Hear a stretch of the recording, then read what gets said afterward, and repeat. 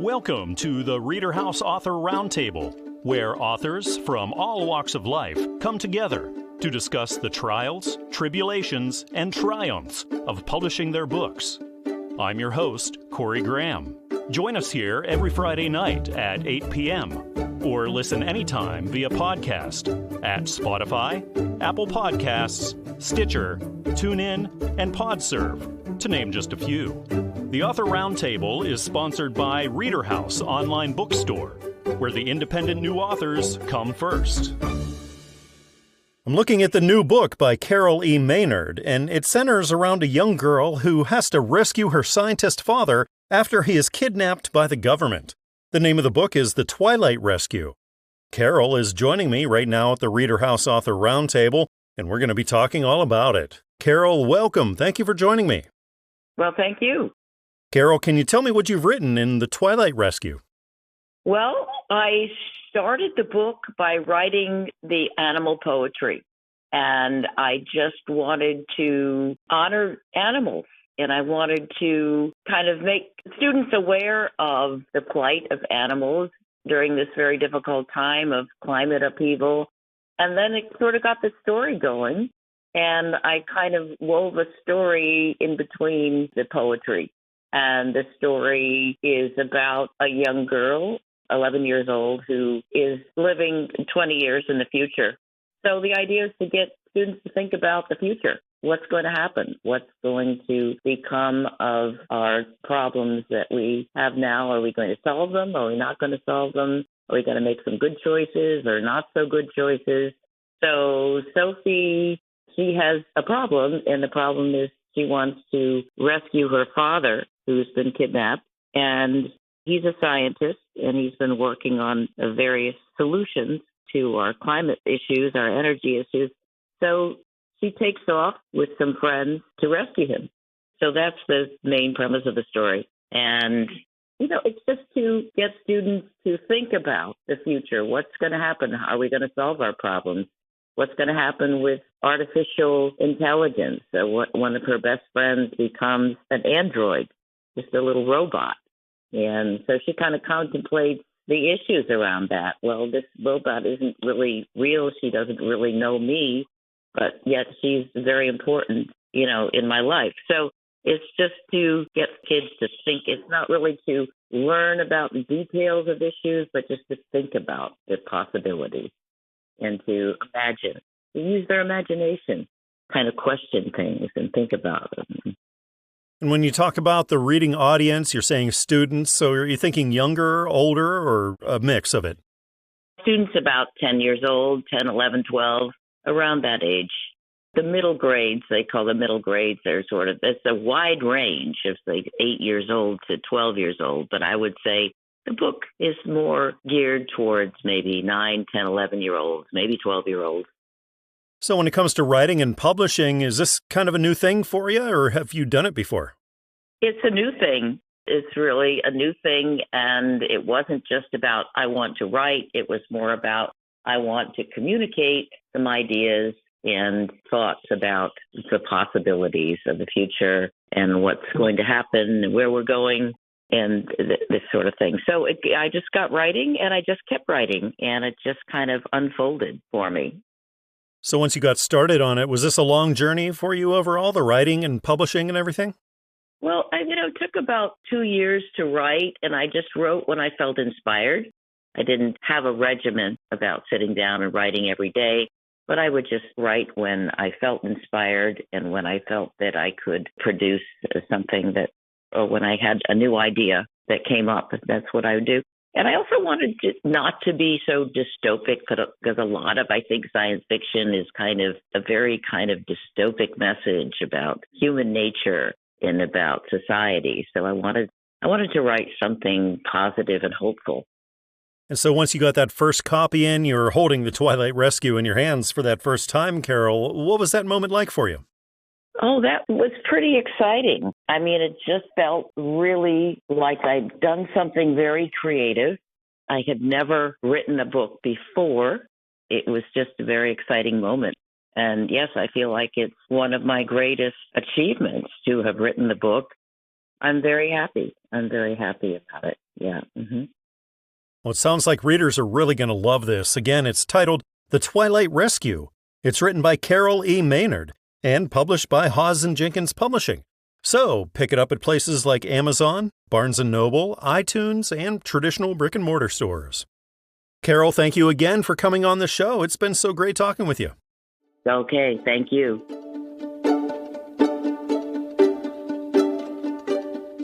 The new book by Ara C. Trembly is titled Dreaming God's Way, and we'll be talking all about it. Ara is here with me at the ReaderHouse Author Roundtable. Ara, welcome to the show. Thank you for joining me.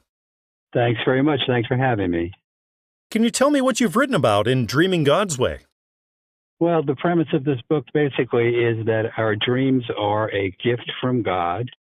While modern psychology really doesn't pay much attention to them, ancient psychology did, and the scriptures did for sure, and found them to be very important and insightful. And really throughout history, people have found dreams to be important, insightful, and helpful, sometimes predicting the future, as in the case of Abraham Lincoln, who 6 weeks before he was assassinated, indeed had a dream that he was lying dead in the White House in his coffin. So dreams are significant, and the Lord of our conscious life is also the Lord of our unconscious life, and our unconscious mind is where our dreams reside. Ara, what kinds of readers do you think this would connect with the most? This is going to connect with anyone who dreams, which is everybody. Everyone, and most of us are curious about our dreams, especially when they're dreams that are filled with emotion, or from which they might be nightmares, or they might be something from which we wake up laughing. But most people are fascinated with their dreams, and most people realize instinctively that their dreams do have meaning. And certainly Scripture bears out that dreams are meaningful and are to be interpreted. So this book is going to help them do that. We give many examples of the different types of dreams, but also I'm providing steps to interpret dreams based on the model, based on the way that dreams are interpreted in Scripture. So what was the inspiration behind this? What gave you the idea to start off on it? So I'm a therapist, and I often deal with people who have dreams and want to know about dreams, and I've been doing that for about 20 years. But before that, I did a lot of research in the area of dreams and dream interpretation, especially with Jung. It's always been a specialty of mine. It's always been close to my heart. One of the things that inspired me to write this is that most of the dream books that are out there now just have you go through and they list things and they say, well, if you see this symbol, it always means A, and if you see this symbol, it always means B. And that simply is not true. That's not true. Every dream is individual, and every symbol is individual. The meaning of every symbol is individual to the dreamer who dreams it. So any book that tells you that certain symbols always mean something is going to lead you astray. So what does your writing background look like? Have you done this kind of thing before? So I've done a lot of, I'm a former journalist, so I've done a lot of writing of articles. I do have one book out already, which is The Right Hand of God, and this is my second book. God gave me the talent for writing, and I'm using it, and hopefully I'm enlightening people and helping them to find new meaning in their dreams and in the dream world. And so once you started working with your publisher, Christian Faith, what was the most challenging part about that publishing process for you? Probably the most challenging part was me realizing that although I'd spent many years being a professional writer and editor, we still need someone else to look at what we're doing, and we still need someone to edit it and give us suggestions. So that was what was most useful. And so if there was one big idea, one major theme that you want every reader to come away with when they've read Dreaming God's Way, Ara, what would you say that is? I would say that what I want them to come away with is your dreams are important, your dreams are meaningful, your dreams are gifts from God, and it's worthwhile to spend the time recording your dreams, either writing them down or recording them on a vocal device. It's worth looking into them because there are a lot of information there. I mean, even the professional golfer Jack Nicklaus actually used a dream to improve his golf swing. So if he can do it, all of you out there can do it. Well, again, this book is titled Dreaming God's Way. It's written by Ara C. Trembly, published by Christian Faith Publishing. So head on over to Amazon or Barnes & Noble or iTunes or traditional brick-and-mortar stores, and you'll be able to pick it up. Ara, it's been really great talking with you today. Thank you again for coming on the show. Thanks so much. It's been a privilege to be here.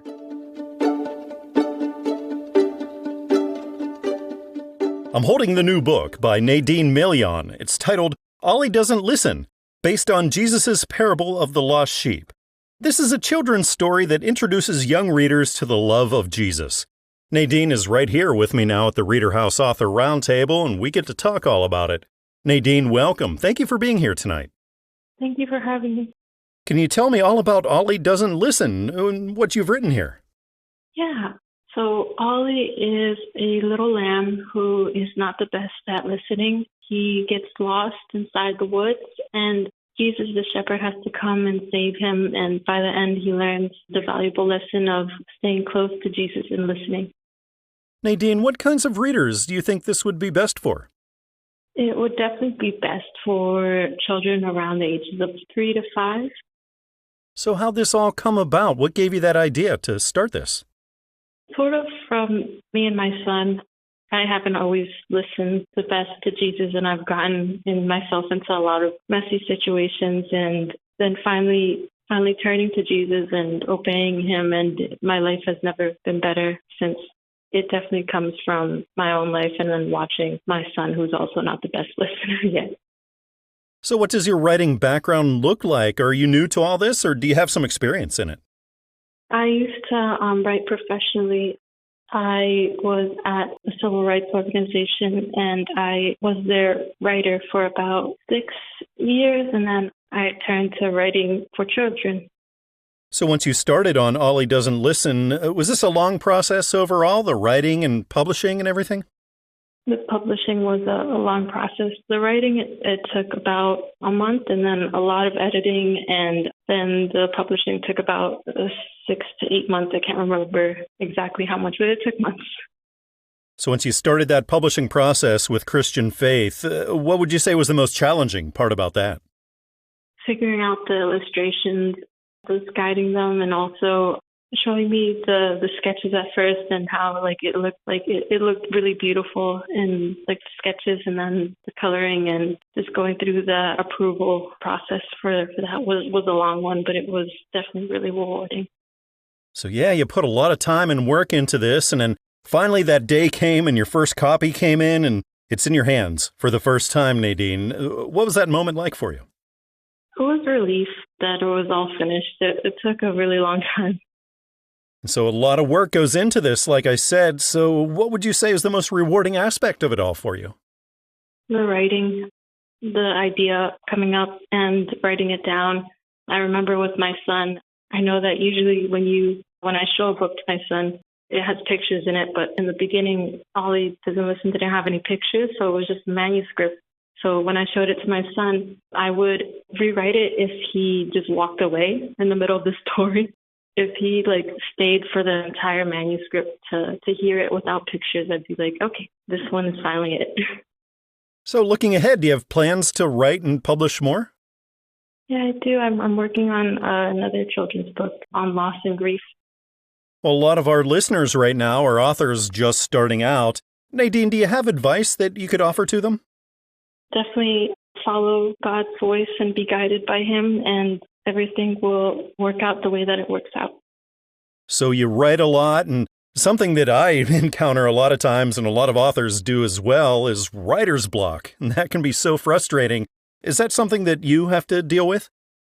I think I've dealt with it more in the past when I was working in the civil rights organization, sometimes not knowing what creative idea to come up with next. I think journaling helps a lot with that. Just getting down what you feel in the moment and then letting it guide your creative writing. And are you the kind of writer who starts out with an outline, or do you maybe start with an idea and start writing and see where it goes from there? Yeah, I start with the idea and just see where it takes me. Well, I think children and families are really going to love this book. Again, it's titled Ollie Doesn't Listen, based on Jesus' parable of the lost sheep. It's written by Neydin Milián and is published by Christian Faith Publishing. So pick it up at places like Amazon, Barnes & Noble, iTunes, and traditional brick-and-mortar stores. Neydin, it's been wonderful talking with you here today. Thank you again for coming on the show. Thank you so much for having me.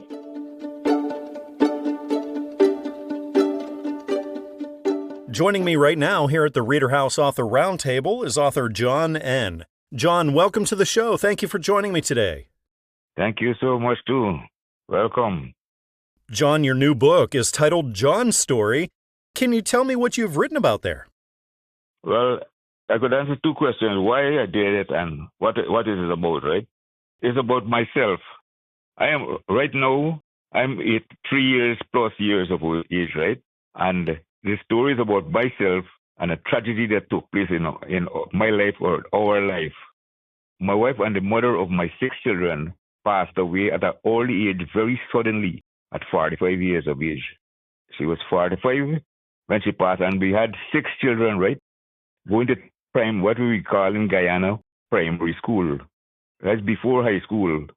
3 were going in primary school, and the other 3 were just starting out in technical school. And they were between 6 and 18, I think, around that age.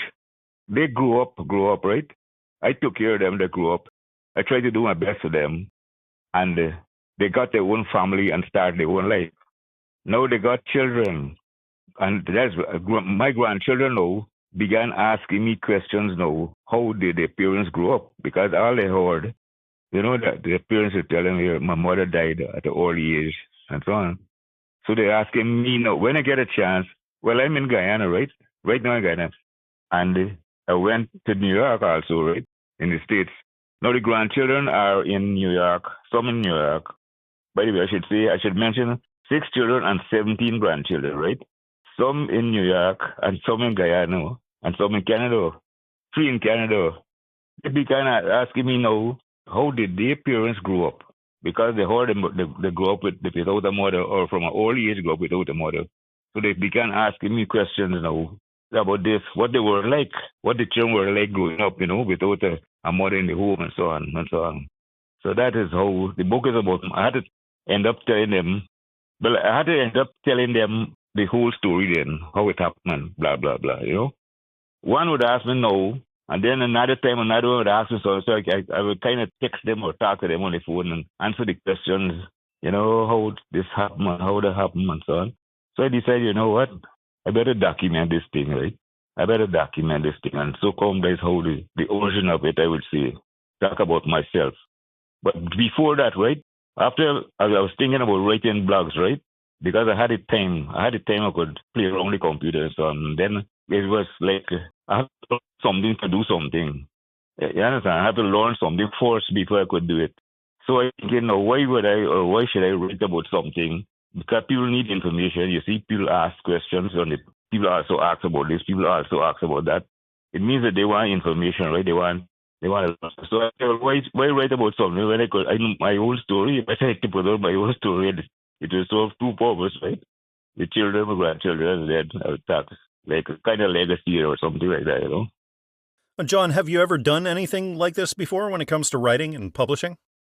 No, I made it attempts. I'm a surveyor, right? And I'm with the Surveyors Association in Guyana.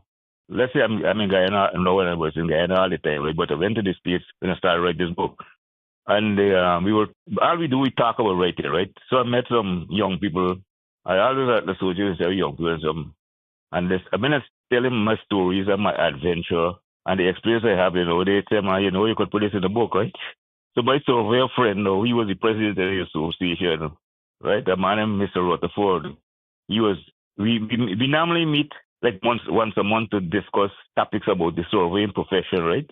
And implement planners. And then we start, I say, I said, man, I know this story, but I don't know if we should write this newsletter about the organization and events and so on. So we did here, we must do it. I would tag the story, he would do the writing and so on, right? So I would say that was the first thing about writing. Apart from that, I never did any kind of writing or so before. The name of this book is John's Story. It's written by John N. and published by Christian Faith Publishing. So find it at places like Amazon or Barnes & Noble or iTunes or traditional brick-and-mortar stores. John, thank you again for coming on the show. It's been really nice talking with you. Thank you so much, too. Thank you very much.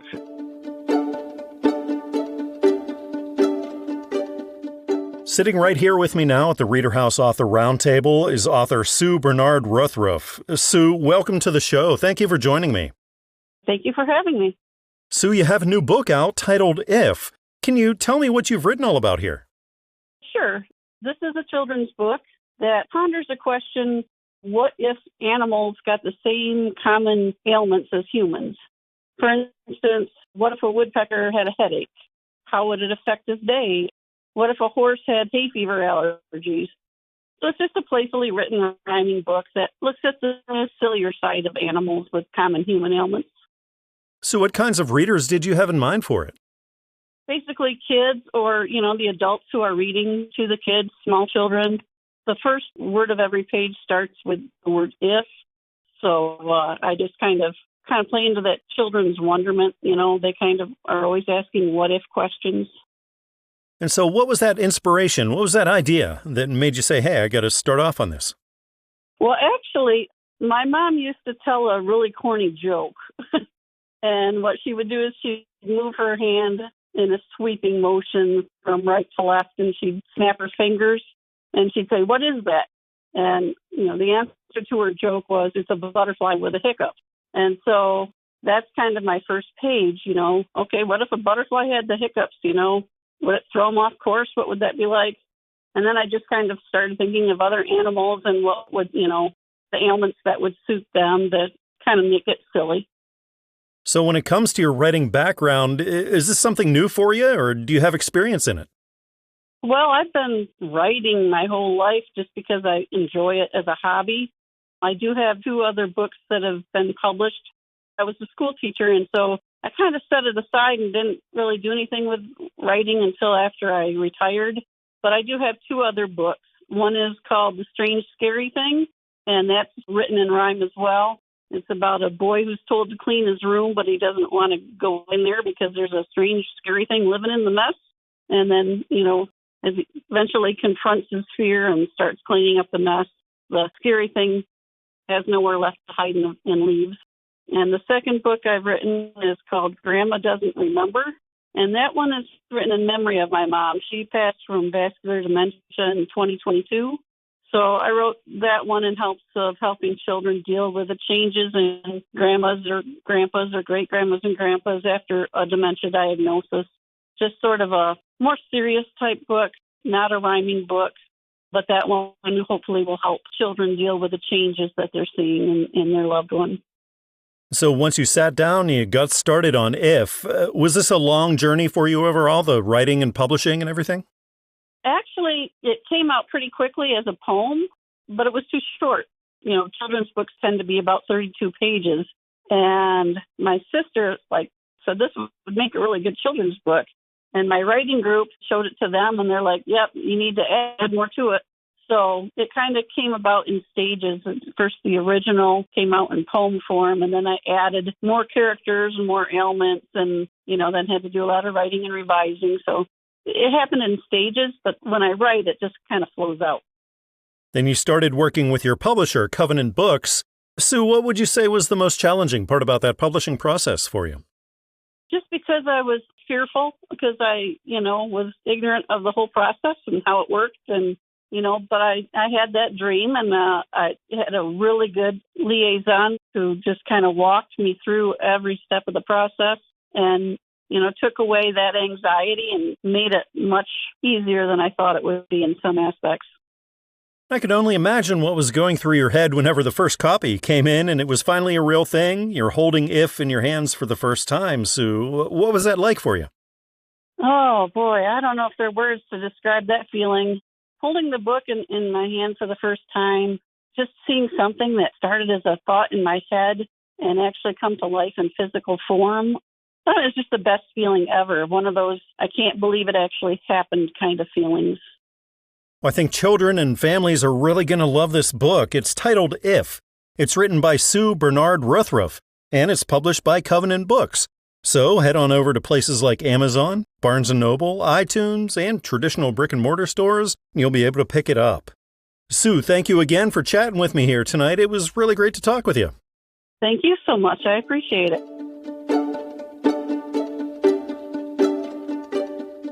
the audiobook edition of the book by Sonya Davis titled The Stubborn Survivor, The Girl Who Bites Her Nails. Well, it's out now, and we get to talk all about it. Sonya is here with me at the show. Sonya, welcome. Thank you for joining me today. Thank you for having me. Can you tell me all about The Stubborn Survivor and what you've written about here? I actually based this book on a repetitive behavior that I had secondary to childhood trauma from being abused. So it's really about my life, but I use the psychology of how you can have, different you can develop different maladaptive behaviors to kind of offset the traumas that you've been through in your life. So that's why I named the book A Stubborn Survivor, The Girl Who Bites Her Nails. The stubborn part comes from the fact of kind of like some resilience, but also like kind of being a rebel and going against societal norms simply because I didn't have no protection in life. So it's like when you grow up, you don't have no protection. It's almost like you have to protect yourself. So you develop this like armadillo shield of armor to go through life, like, kind of being unfazed by things that have disappointed you or hurt you, or just using it as a defense mechanism. So that's where the stubborn part comes from. It's almost like I resist against things sometimes just as a, defense mechanism. So what inspired you to write this? What gave you that spark? I started writing as a way, it was an outlet. So I used writing as therapy. So then when I realized that, as I continued to write, I saw that my imagination was getting deeper and deeper. So I started to actually take it serious. So I was inspired by pain. So basically, I transmutated hurt and pain into therapy through words and put it on paper. So once you got started on this, was this a long journey overall, the writing and publishing and everything? Well, actually, no, simply because, I love the fact that I became educated and actually graduated with 3 college degrees because sometimes, that helps you out when navigating through how to understand certain things. So writing wasn't hard for me. Publishing wasn't hard either because I basically just was like, hey, let me find me a platform. I read about the platform. I did my research. I called them, whatever it is I didn't understand. They helped me through it. So, I self-publish all my books through KDP, which is, a platform that Amazon used for authors. So I actually wrote 2 books at the same time within less than 3 months. Because when you have that gift, you have the strength and the capacity to do that. So what would you say was the most challenging part about that publishing process for you? Well, I feel like the most challenging part was being that I'm a travel nurse and actually trying to deal with the editor while I'm working, traveling, going from state to state was the most challenging part with, getting the book done, making sure I have everything done, making sure I'm able to actually read over the book. Because sometimes when I'm working 12 hours, when I get off, I'm tired, but I need to meet my deadline. So it's like I need to make sure my brain is not fatigued and I'm actually reading through the book, making sure it flows, even after the editor sends it back to me so that when it's uploaded, everything will be fine. That was the most challenging part. And of course, we're talking about the audiobook edition here. So was that a challenge for you to find that voice that you had kind of in your head? Not really. Audible actually made it very user-friendly by, the way they have their system set up. The voices, I got the option to pick. So I was torn between a few of them, but Stella was the one. She sold me. Kind of sound like a little like me with the New Orleans accent and the dialect from the South. And so you wrote your book, you were seeing the words on the page or on the screen, and now you're hearing your own book being read back to you in this format. Sonya, what was that like? It's jaw-dropping. I want to use that analogy or adjective. It's very jaw-dropping to actually hear something that you had in your mind symbolically, and then you took this creativity, you actually put it on paper, and then you actually transformed it into audio. It's just like a wonderful feeling to actually sit there and hear something that I created, in an audio book. I know so many lives are going to be changed and encouraged by this book. Again, it's titled The Stubborn Survivor, The Girl Who Bites Her Nails. It's written by Sonya Davis, and it's published by the Audiobook Network. So go on over to places where you normally find your audiobooks, and you'll be able to get this, like Audible, iTunes, and Amazon. Sonya, it has been absolutely wonderful talking with you tonight. Thank you again for coming on the show. Thank you so much for having me.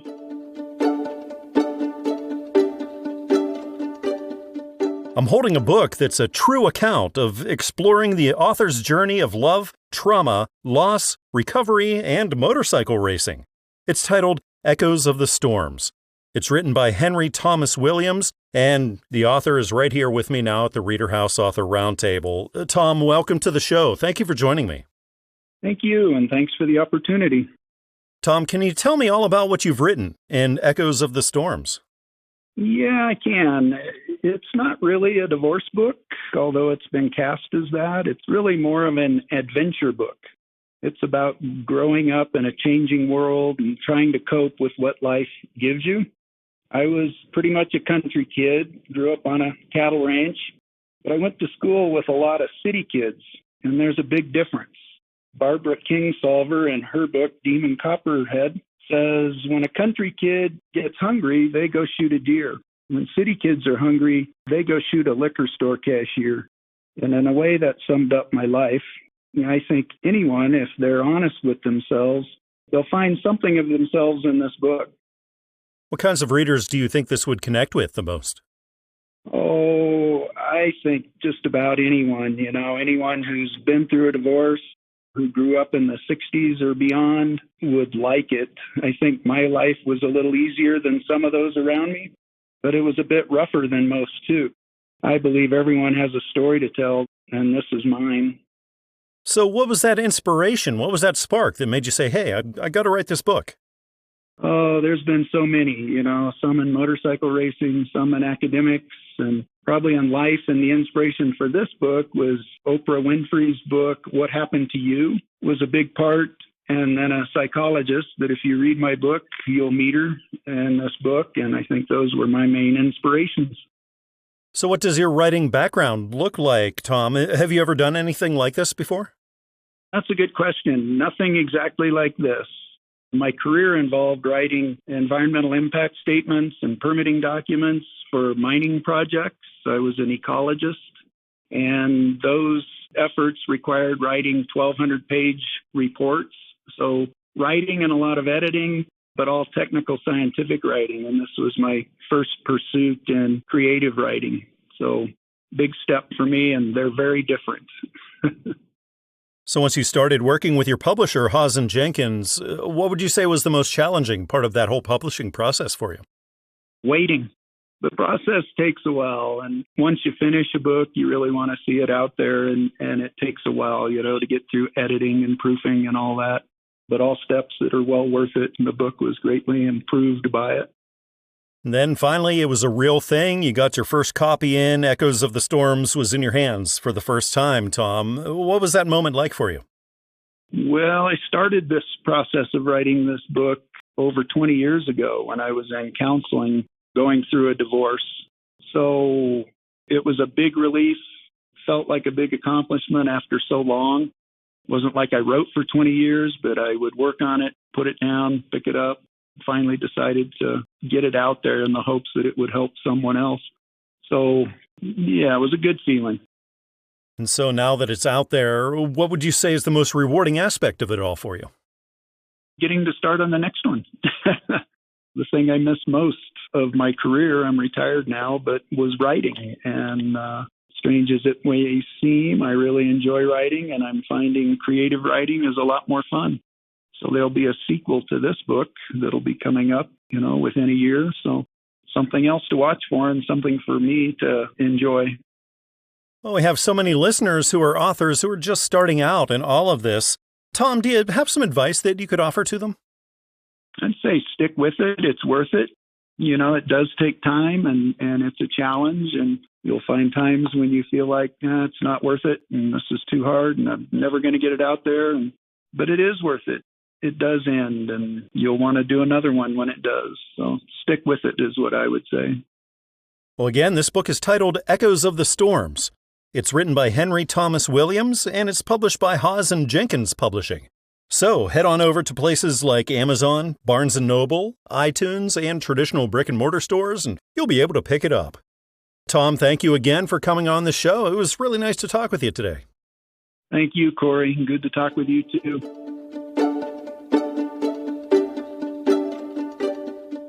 Push Until You Win. That's the name of the new book by teacher Evelyn J. Hagger.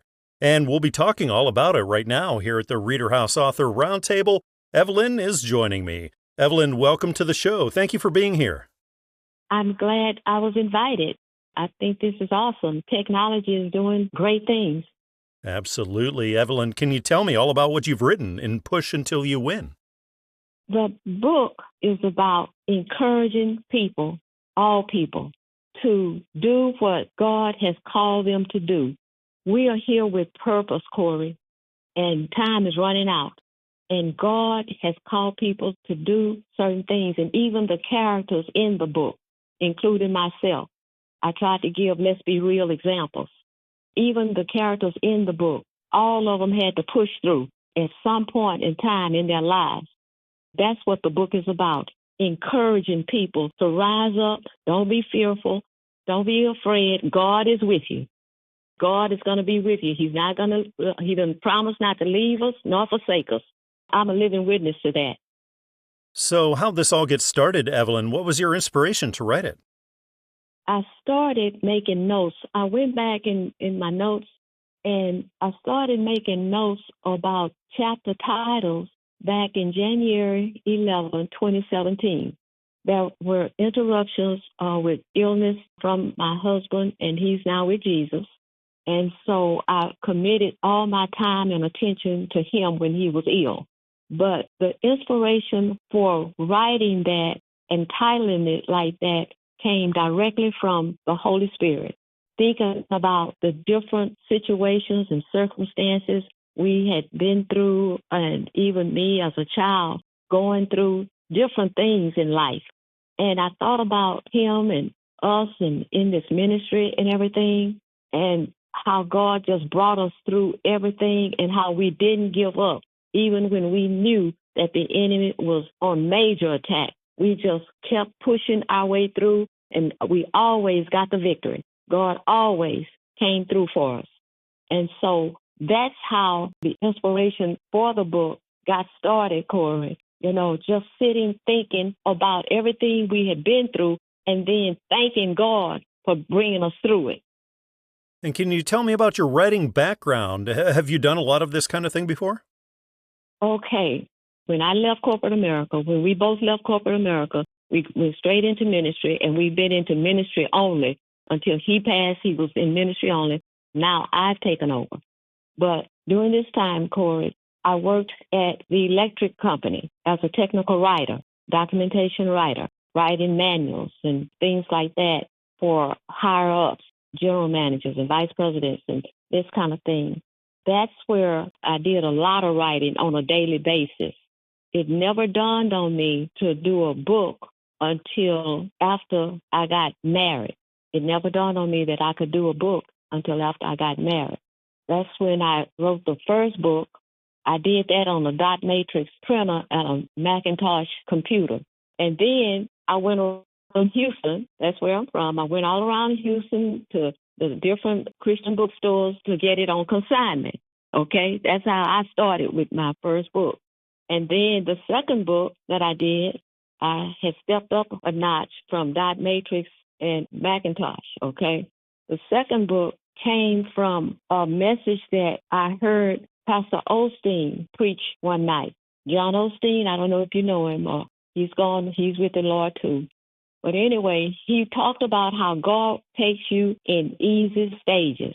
That's where I was inspired to really jump out and do the real thing as far as a book was concerned. This is truly a walk of faith for me. Well, it sounds like a lot of readers are going to be blessed by this book. Again, it's titled Push Until You Win. It's written by teacher Evelyn J. Hagger and published by Christian Faith Publishing. So find it at places like Amazon, Barnes & Noble, iTunes, and traditional brick-and-mortar stores. Evelyn, it's been great talking with you tonight. Thank you again for coming on the show. All right, and I'm so glad I met you, Corey. You have a blessed rest of your day.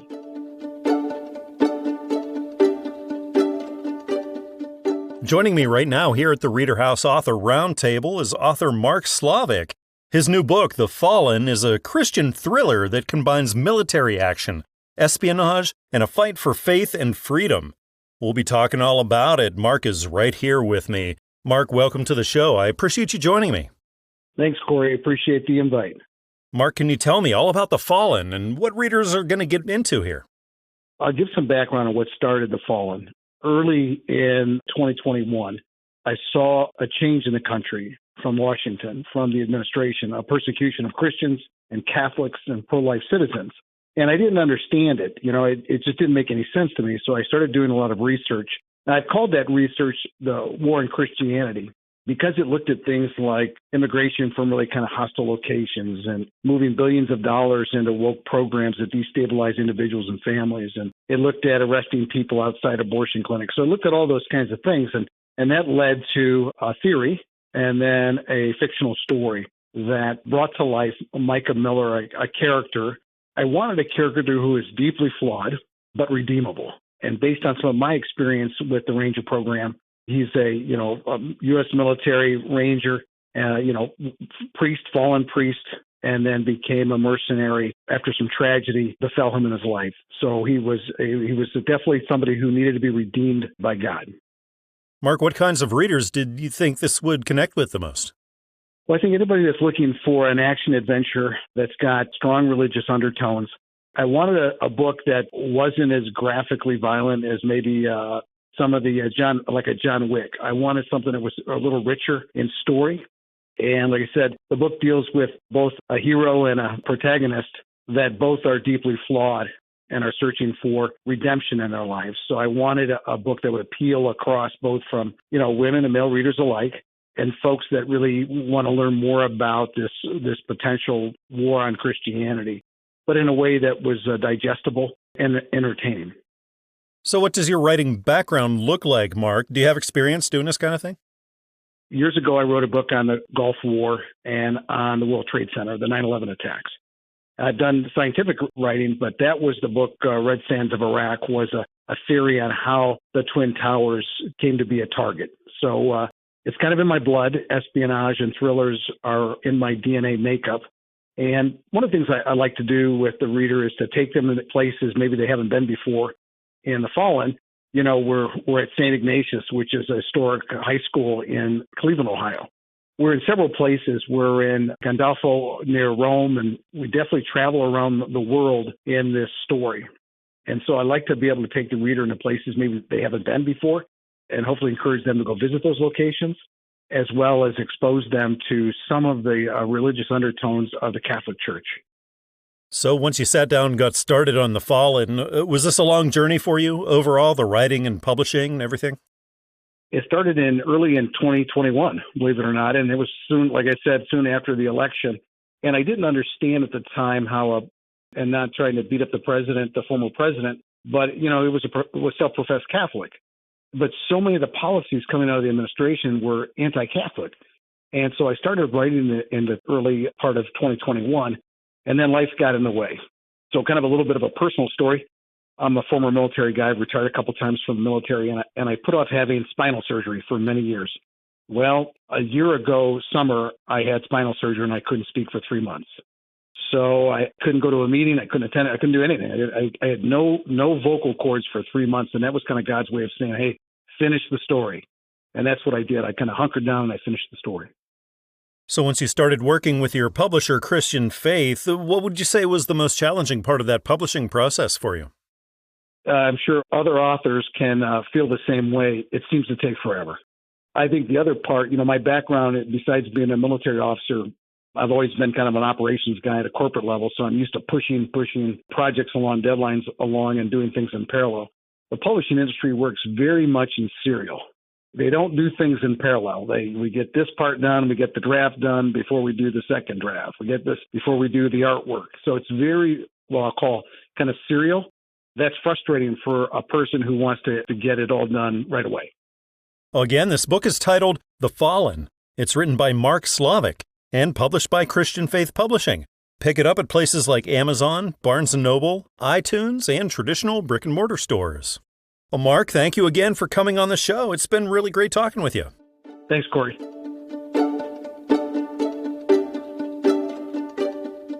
The new book by Pam Tomaszycki is a story of resilience, faith, and personal transformation. It's titled, How I Ended Up Here, My Wellness Journey.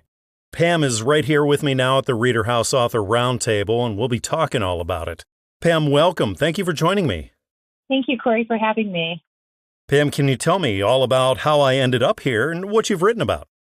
Well, it definitely is about 50 years of my life all wrapped up into a book. And so I was approaching 50 years of life, and I really was reflecting on, what I had contributed, what I had learned. And so I just felt it necessary to put all that I've learned, not only personally, but on my health journey. And so there's a lot of things that I've learned through my education and through my practice working with patients. I learned that there was choice in a lot of things. And so I started to write it all down. So a lot of the things are things not necessarily is what I was taught growing up. It's things that I had learned and was exposed to and then applied them and produced great results. And then ultimately for my patients and for my family. There's so much in it and so much that I'm excited to share, from personally starting in a family where our family was struck by tragedy. And I was just in a downward spiral. And eventually I just started looking for something else in so many different parts of my life.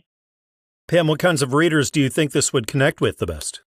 Definitely, I would say women, but there has been men that have read it. But my target audience is definitely women, and pretty much from teenage, young adults, all the way up into older ladies.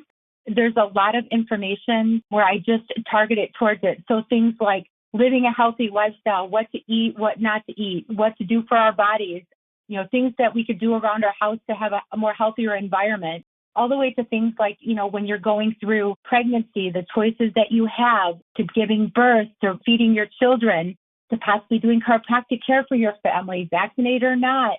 So there's a lot of conversations that I have, including right on down to something that I had personally struggled with through the years was anxiety and depression. And so I do talk about a lot of topics that are, but always letting people know that there's a lot of choices out there. And really my target audience would be women. So when it comes to writing and publishing, do you have a lot of experience doing this, or is this all kind of new ground for you? This was totally new ground. I just had felt it like a sense inside that, hey, all of what I've learned and the results that I produced, I need to get it on paper to be able to share. And so I've been sharing verbally with people and patients throughout the years. It was just a matter of putting it on. So this is my first book that I ever have written. And honestly, if I were to write a second book, people have asked, are you going to write a second book? And I said, it'll probably take 50 more years for me to write a second book. So there's just so much information in this one that incorporates my 50 years of life. And so once you sat down and got started on how I ended up here, was this a long process for you overall, the writing, publishing, and everything? Actually, it honestly was like about 6 months total from the time that I started to write to working through the edit until I approached the editor. So the manuscript I finished in 6 months' time and approached the first publisher. And to my surprise, they were excited about the manuscript and were excited about working with me and publishing it. And so honestly, turned over pretty quick. I think the longest part is getting it from the print to the audiobook, which has then taken a year. So now to see it all done, the print, the ebook, the audiobook, all completed and available in all places that you buy books. Yeah, there's nothing like seeing that finished product you worked so hard toward. So once you had the first copy and you were holding it in your hands for the first time, Pam, what was that like? Whoa. Honestly, because I am a professional, I'm a doctor, and there's a lot of things that I had shared in the book where I was just being authentic from the challenges and struggles that I had from the lifestyle I had growing up and born into and then growing up. So there was a lot of things that I had shared in that. By the time it had gotten to print, I was like, ooh, everybody's going to know everything about me, just because I wanted to be real with people and let them know, hey, this is where I started, but this is where I'm at now. And I see there being so much benefit. I honestly was a little bit hesitant when that first book got out and was excited, though, once people started reading it and giving me feedback. So it was exciting at that point. I was like, hey, it was a good thing. So there's been a lot of great feedback for the book and the writing. Again, this book is titled How I Ended Up Here, My Wellness Journey. It's written by Pam Tomaszycki and published by Christian Faith Publishing. Pick it up at places like Amazon, Barnes & Noble, iTunes, and traditional brick-and-mortar stores. Pam, thank you again for coming on the show. It's been so nice talking with you. Corey, thank you for having me. Have a good evening. We hope you enjoyed this edition of the ReaderHouse Author Roundtable, where authors from all walks of life come together to discuss the trials, tribulations, and triumphs of publishing their books. We hope to see you back here every Friday night at 8 p.m. or listen anytime via podcast at Spotify, Apple Podcasts, Stitcher, TuneIn, and PodServe, to name just a few. The Author Roundtable is sponsored by ReaderHouse Online Bookstore, where independent new authors come first.